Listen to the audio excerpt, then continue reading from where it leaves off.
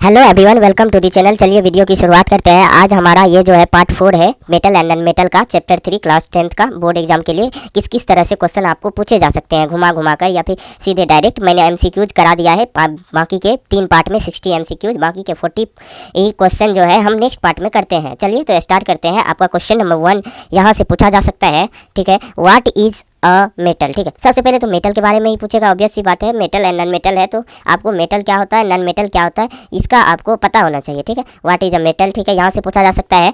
अगर पूछेगा आपको व्हाट इज मेटल, तो आप इसमें सिर्फ डिफाइन करके नहीं लिखिएगा, ठीक है।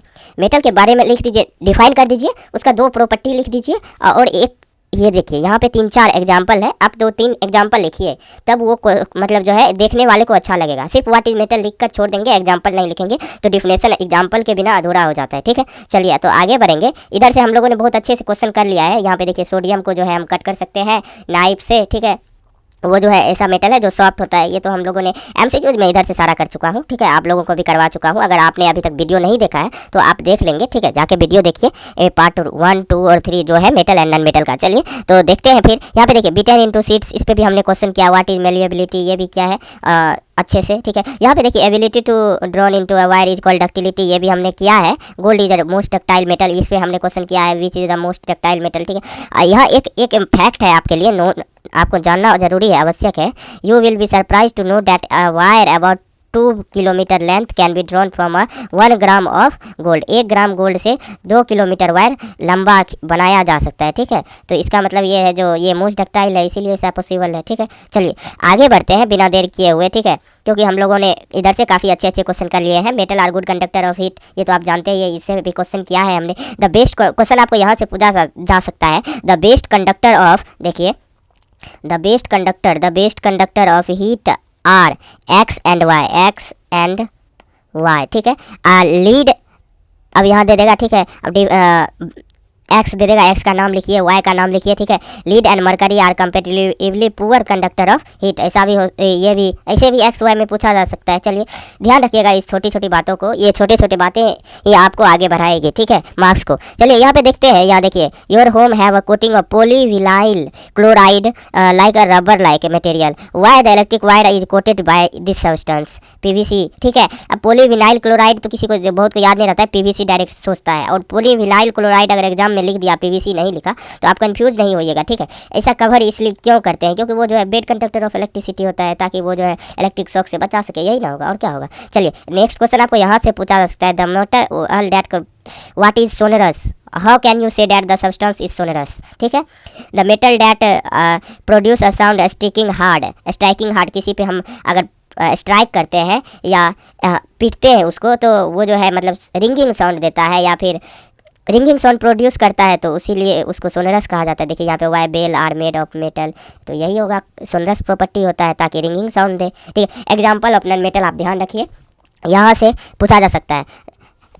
Normally all the metals are solid and gases except X which is a liquid, ऐसे करके, ठीक है, नॉन मेटल में। तो आपको ये ध्यान रखना पड़ेगा, जो ब्रोमीन ऐसा नॉन मेटल है जो लिक्विड फॉर्म में होता है, ठीक। ये सब हमने कर चुका है एमसीक्यूज में, ऐसा नहीं है जो हम पहली बार कर रहे हैं तो आपको मतलब काफ़ी तकलीफ होगी। चलिए क्वेश्चन नंबर 7 की तरफ बढ़ते हैं। आपको यहाँ से पूछा जा सकता है all the metal except mercury exist it solid it room temperature, ये भी हमने क्वेश्चन किया हुआ है, ऐसा नहीं है जो हमने नहीं किया, ये क्वेश्चन भी हमने कर चुका है, ठीक है। ये क्वेश्चन भी हमने कर चुका है। तो आगे बढ़ेंगे, ठीक है। देखिए यहाँ पे एक चीज़ ध्यान रखना पड़ेगा आपको, ठीक है। ये क्वेश्चन को ध्यान रखिएगा थोड़ा, यहाँ से कहीं पूछ देता है। गैलियम एंड कैसियम, ठीक है, गैलियम एंड सीजियम कहिए, हम इसको कैसियम पढ़ते हैं, ठीक है। Have a very low melting point and two metal that melt if you keep on a palm, आपके अपने पाम पे, ठीक है, हाथ पे, हथेली के पाम पे अगर आप रखिएगा इसको, तो गैलियम और कैसियम जो है इतना लो मेल्टिंग पॉइंट होता है, ये जो है मतलब मेल्ट कर जाएगा, ठीक है, पिघल जाएगा आपके हाथ पे, इवन हाथ पे ही, ठीक है। चलिए क्वेश्चन नंबर 8 की तरफ बढ़ेंगे। आपको देखिए यहाँ से भी आयोडीन वाला क्वेश्चन हम लोग ने कर लिया है, ये इस सब पार्ट से सारा क्वेश्चन कर चुका है। एक क्वेश्चन को बारीकी से हमने कराया है, जैसा कि आपको कहीं नहीं मिलेगा, ठीक है, जो एक बारीकी से हमने किया है लाइन बाय लाइन एनसीईआरटी का। तो मेहनत काफ़ी हो रही है ताकि आपके बोर्ड में अच्छे मार्क्स आए। चलिए तो क्वेश्चन नंबर 8 आपको पूछा जा सकता है। Alkali metal lithium sodium and potassium are soft, they can be cut with a knife. ठीक है, अब अभी तक आपने पढ़ा तो सिर्फ एक सोडियम है जो मेटल है जो कट कर किया जा सकता है विथ अ नाइफ। यहाँ देखिए लिथियम एंड पोटासियम भी ऐड हो गया है आपके लिए। ठीक है, तो इसको भी ध्यान में रखना पड़ेगा। एंड लो मेल्टिंग पॉइंट होता है। तो देखिए एक और होता है सोडियम एंड पोटासियम को जो है हम बाहर में क्यों नहीं रख सकते, उसको केरोसिन में क्यों रखते हैं। ठीक है, क्योंकि वो जो है हाईली रिएक्टिव होता है, एयर से रिएक्ट कर जाएगा तो वो जो है मतलब स्प्लैश आउट हो सकता है, इसीलिए यहाँ पे आप ये सब क्वेश्चन हम लोगों ने काफ़ी करा चुका है। ठीक है, आपको सारा करा चुका है, इधर कोई क्वेश्चन आपको ऐसा नहीं है जो नहीं है कराया है। चलिए क्वेश्चन नंबर यहाँ से पूछा जा सकता है 9 आपको। मेटल को जो है बर्न करेंगे ना एयर में मेटल को जब बर्न करेंगे, मेटल प्लस एयर से रिएक्ट करके डेल्टा हीट करेंगे, एक्सेस हीट करेंगे तो वो जो है ना मेटल ऑक्साइड बनाएगा। जैसे देखिए मेटल एयर में ऑक्सीजन होता है तो metal plus oxygen metal oxide, ऐसे याद रखिए। ठीक है, for example when copper is heated in air it combine oxygen and form copper oxide A black oxide. देखिए ये भी हमने क्वेश्चन कराया है। चलिए यहाँ पे देखिए 2Cu plus O2 gives 2CuO। ठीक है, कॉपर ऑक्साइड। ठीक है, aluminium form aluminium oxide, obvious सी बात Al2O3। ध्यान रखिएगा Al2O3 के बारे में कुछ खास एक बहुत इंपॉर्टेंट बात भी है जो हमने आपको प्रीवियस वीडियो में भी कराया है। ठीक है, यहाँ भी देखिए बता ही देता हूँ। Zinc oxide both acidic as well as basic behaviour, such metal oxide which react with both acid as well as base are known as amphoteric होता है। ठीक है, एल्युमिनियम ऑक्साइड, समझे। यहाँ देखिए ये अगर आपको पूछेगा, यहाँ से देखिए इस बात को ध्यान रखिए। यहाँ से अगर आपको क्वेश्चन पूछेगा व्हाट इज एम्फोटेरिक ऑक्साइड तो आप क्या करिएगा, आप इसको एक्सप्लेन कर दीजिएगा। ठीक है, react with metal oxide which react with acid as well as base both.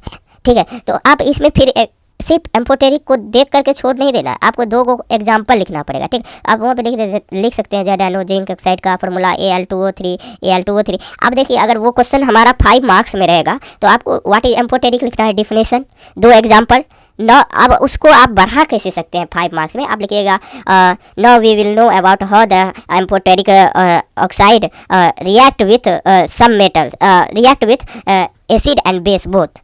In case 1, amphoteric oxide just take Al2O3 react with acid. फिर केस 2 में बेस, और उसमें आप रिएक्शन लिख दीजिएगा, पूरा बैलेंस करके लिखिएगा। कहीं भी एनसीईआरटी आप कहीं भी बोर्ड में एग्जाम में लिखिएगा तो बैलेंस ही करके लिखिएगा, क्योंकि बिना बैलेंस किया हुआ जो है मार्क्स काटने वाला काट सकता है, उसका कोई नहीं कह सकते हैं। चलिए आप अपने से प्रिपेयर रहिए। चलिए देखते हैं यहाँ पे देखिए एल्कलीज के बारे में भी हमने किया है, insoluble in water but some are dissolve, जो डिजॉल्व होता है वाटर में उसे एल्कलीज कहते हैं। ये सब तो छोटी छोटी बात है, आपको ध्यान रखना पड़ेगा।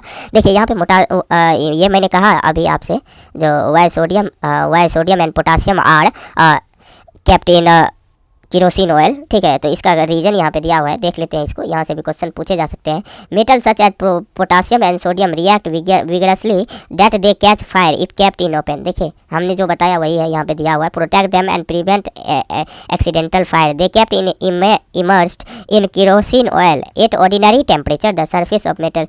ये तो कुछ खास नहीं है, आप यहाँ तक आंसर लिख सकते हैं। ऐसा इसलिए होता है क्योंकि जो है हम उसको आग लगने से, कैच फायर से बचाने के लिए विगरसली जो रिएक्ट कर देता है, इसीलिए जो है उसको जो है इमर्स डुबो कर रखा जाता है। ठीक है, आपको क्वेश्चन देखिए, क्वेश्चन कहीं से भी पूछा जा सकता है, लेकिन हम जो है आपके साथ है बारीकी से एक एक क्वेश्चन का लेयर बाय लेयर हटाकर आपको हम समझाने का कोशिश करेंगे जो बोर्ड आपका किस लेवल से पूछा जा सकता है। लेवल डाउन या अप भी हो सकता है, लेकिन ऐसा नहीं है जो क्वेश्चन आपको जो यही पार्ट से आएगा, लेकिन हमने जो कराया उससे बाहर कुछ नहीं आएगा। ठीक है, क्वेश्चन नंबर 10 की तरफ बढ़ते हैं।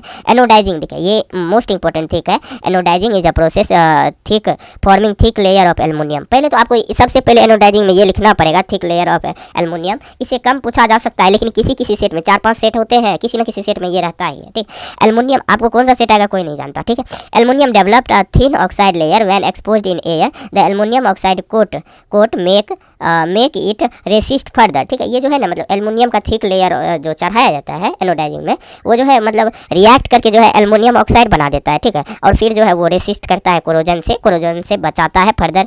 और फिर जो है मतलब ड्यूरिंग एनोडाइजिंग अ क्लीन, कैसे हो दिस प्रोसेस। ठीक है, a clean aluminium article is made of anode is electrolysed and dilute sulphuric acid. ये ध्यान रखिएगा, सल्फ्यूरिक एसिड का यूज होता है। ऑक्सीजन गैस यहाँ पे एनोड पे इवॉल्व होता है। हमने अभी इसका आदत आपको बताया ही, ऑक्सीजन एनोड और कैथोड का कैसे याद रखते हैं, ये पार्ट 1 में होगा, केमिकल रिएक्शन एंड इक्वेशन का। चलिए आगे बढ़ेंगे। क्वेश्चन नंबर आपको 11, देखिए ये इधर से हम लोगों ने कर लिया है। 11 यहाँ से पूछा जा सकता है। ठीक है, ये सब भी हमने किया है, लेकिन फिर भी मैं बता रहा हूँ जो लॉन्ग आपको किस तरह से पूछा जा सकता है। आप देखिए पहले मेटल लिखिए या फिर जो भी रिएक्शन को पहले ऐसे लिखिएगा। ठीक है, सिंबॉलिक तरीके से। फिर जो है आप उसको ये जो है शो करके लिखिएगा, ठीक है, क्या एक्चुअल में इसका एग्जांपल हो सकता है। इस तरह से लिखने पे आपको मार्क्स ज़्यादा तो नहीं मिलेंगे, लेकिन अच्छा मिलेगा, कटेगा नहीं। देखिए, metal potassium and sodium react with vigorously cold water में भी रिएक्ट करता है, ये भी ध्यान रखना है, ठीक है। एक्जोथर्मिक वेरी एक्जोथर्मिक प्रोसेस होता है, क्योंकि हीट बहुत इवॉल्व होता है, ठीक है, ये भी आपको ध्यान रखना है। चलिए यहाँ पे देखिए, लेस वायलेंट कब होता है, जब कैल्शियम रिएक्ट करता है वाटर से। ये एक याद रखिए थोड़ा बोनस पॉइंट में, क्या पता बोनस फेंक के मार दे आपको।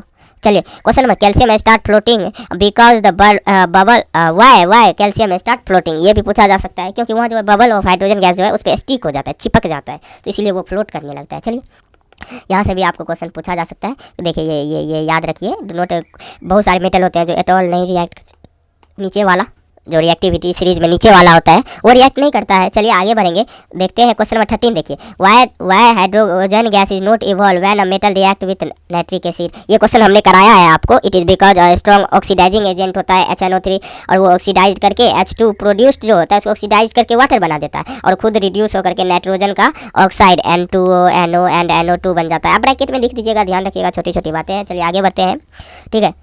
ये बात भी ध्यान रखना है, इसको स्किप नहीं करना है। देखिए यहाँ पे magnesium and manganese react while very dilute evolve H2 gas. यहाँ पे ये भी एक लाइन ध्यान रखिए, मैग्नीशियम और मैग्नीज जो है वो रिएक्ट करता है, जबकि जो है हाइड्रोजन गैस इवॉल्व नहीं होता है जब मेटल रिएक्ट करता है। तो मैग्नीशियम और मैग्नीज ऐसा है जो रिएक्ट करता है तो हाइड्रोजन गैस इवॉल्व होता है, तो इसको आप ध्यान रखिएगा, ठीक है। चलिए एक्वारेजिया से आपको क्वेश्चन पूछा जाएगा, ठीक है। Aqua regia is most important topic, इससे क्वेश्चन हर एक साल आते हैं, ठीक है। हर एक साल 2-3 क्वेश्चन आते हैं, 2-3 सेट में। चलिए देखते हैं एक्वारेजिया है क्या। रॉयल वाटर कहते हैं, पहले तो ध्यान रखिए, ठीक है।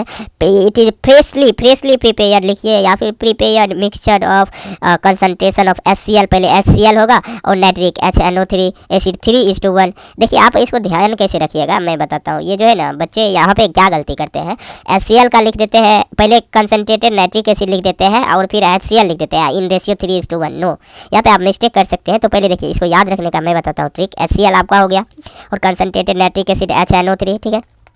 आप इसको याद रखिए। देखिए HCl में यहाँ पे लास्ट में कुछ नहीं है ना, 1 मान लीजिए, ठीक है, अपने मन में मानिए, ठीक है।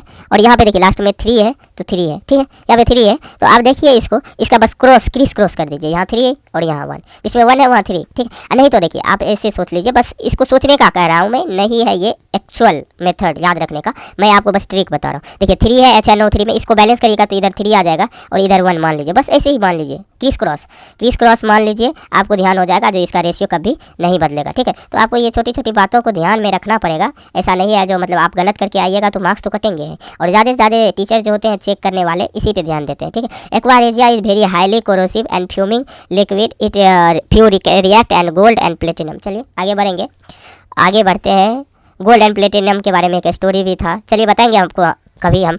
चलिए क्वेश्चन नंबर 15 है। देखिए एक्टिविटी रिएक्टिविटी सीरीज आपको ध्यान रखना पड़ेगा बिल्कुल। एक क्वेश्चन मैं आपसे पूछता हूँ, Y hydrogen is included in reactivity series, ठीक है, because it is a non metal, but why hydrogen is क्यों दिया गया है, ये आप हमको आंसर बताइएगा कमेंट में, ठीक है। चलिए क्वेश्चन नंबर 16 आपको देखिए, ये आपको ध्यान रख लीजिए आप, ये क्वेश्चन मोस्ट इंपॉर्टेंट है। आप ऐसा क्वेश्चन करिए, ये सब क्वेश्चन 5 मार्क्स में आने वाले हैं, ठीक है। ABCD are the sample of 4 metal added to a solution 1 by 1। देखिए ये जो है अभी आपके पास जस्ट पीछे वाले सेक्शन से क्वेश्चन लिया गया है, ठीक है। रिएक्ट करेगा नहीं या नहीं करेगा, ये रिएक्टिविटी सीरीज का कमाल है, ठीक है। देखिए no reaction, displacement, no reaction, ये सब ध्यान रखिए। चलिए क्वेश्चन नंबर 17 आपका मैं बताता हूँ। देखिए what would you observe when zinc is added to iron sulphate FeS। देखिए आप पहले ये रखिएगा, आयरन सल्फेट है तो ये कंपाउंड है और उसमें जिंक देंगे, जिंक क्या मोर रिएक्टिव है, यहाँ देखिए आपको याद रखना पड़ेगा, zinc is more reactive than iron, तो डिस्प्लेस कर सकेगा, ऑब्वियसली बात है। अगर नहीं होता तो नहीं करता, ठीक है। ये छोटी छोटी बातों को ध्यान, ये भी मैंने ऑब्जेक्टिव में कराया है शायद, मेरे हिसाब से मैंने एक क्वेश्चन को उठा लिया है जो इंपॉर्टेंट। देखिए क्वेश्चन नंबर 18, इससे आप कन्फर्म है, आप लिख कर लीजिए हमसे, जो पक्का क्वेश्चन आपको आएगा ही आएगा, बिल्कुल आएगा। सोडियम फॉर्मेशन ऑफ कुछ सोडियम क्लोराइड, मैग्नीशियम क्लोराइड, किसी एक का देगा ही आपको। ये एक मतलब अच्छे से पढ़ लीजिए इस टॉपिक को पूरे अच्छे से पढ़ लीजिए, कैसे रिएक्ट करता है, ठीक है। उसके इलेक्ट्रॉन कितना इधर से उधर ट्रांसफर होता है, लास्ट में कितना इलेक्ट्रॉन है, किस तरह से लिखना है उसको, ये तरीका सब आपको सिंबॉलिक, ठीक है, और एक्सप्लेनेशन, ये ध्यान रखिए पक्का इससे क्वेश्चन आता है। ये 3 मार्क्स में आएगा, 5 मार्क्स में नहीं है जरूरी। Properties of ionic compound. देखिए बहुत सारे बच्चे ये सोचते हैं यहाँ मेल्टिंग एंड बॉइलिंग पॉइंट याद रखे क्या, नहीं, बिल्कुल ज़रूरी नहीं है आपके लिए, ये जो है अभी तक नहीं पूछा गया है, ठीक है। अगर आपसे पूछा जाएगा तो सबसे ज़्यादा किसका है, सबसे ज़्यादा और सबसे कम वाला ध्यान रख लीजिए, या फिर नहीं रखिए तो नहीं पूछा जाता है ऑब्वियसली, जो जनरल सी बात है। अगर टफनेस बहुत बढ़ाना है, कुछ भी पूछना है एनसीईआरटी से, तो मतलब तब पूछा जा सकता है हाईएस्ट और लोएस्ट वाले का। हाईएस्ट मेल्टिंग पॉइंट सबसे ज़्यादा देखिए CaO का है, ठीक है, या फिर लोएस्ट आपको पूछा जा सकता है जो किसका है, तो 1600 वाला LiCl। NaCl का भी ध्यान रख लीजिए अगर आपको रखना है तो, ऑब्वियसली बात। यहाँ से देखिए general properties of ionic compound. Ionic compound का फिजिकल प्रॉपर्टी जो है ना, पक्का ये जो है हर एक बार 3 मार्क्स में देता है, या फिर आपको इसी ऑप्शन 4 से इसका जो है 2 पार्ट है, सेकेंड नंबर है, ये जो है सेकेंड नंबर पॉइंट से, इस सब पॉइंट से ही क्वेश्चन उठा लेगा। वाई मेटल, यहाँ पे देखिए conductivity electricity is a general property of the ionic compound, explain, ठीक है। अब इसको एक्सप्लेन करना पड़ेगा आपको। Ionic compound in the solid state why do not conduct electricity, ठीक है। मूवमेंट ऑफ आयन पॉसिबल नहीं है, सीधा इलेक्ट्रिसिटी का मतलब ही है जो मूवमेंट ऑफ आयन पॉसिबल होना चाहिए, लिक्विड स्टेट में होता है, और क्या। देखिए ये पॉइंट आपको 4 ही है, लेकिन 4 ही पॉइंट को ध्यान रखना पड़ेगा, लेकिन लिखना पड़ेगा जितना इसमें लिखने के लिए है। आप एक एक लाइन लिख कर नहीं भाग सकते। 5 मार्क्स 3 मार्क्स में भी पूछा जाता है जनरली। चलिए क्वेश्चन नंबर 20 की तरफ बढ़ेंगे। 20 है, why the ionic compound has a high melting point. High melting point क्यों होता है, देखिए melting and boiling point and high melting and boiling point, this is because considerable amount of energy is required to break the ionic compound attraction. बिल्कुल सही बात है, ठीक है, ये क्वेश्चन पिछले बार आया था। चलिए थैंक यू, फिर मिलेंगे हम पार्ट 5 में आपके लिए एक फिर 20 क्वेश्चन लेकर, और उससे बाहर कहीं से नहीं आएगा। आप ध्यान रखिए, एक वीडियो को जो नोटिफिकेशन आपको जाता है उसको देखिए, ठीक है।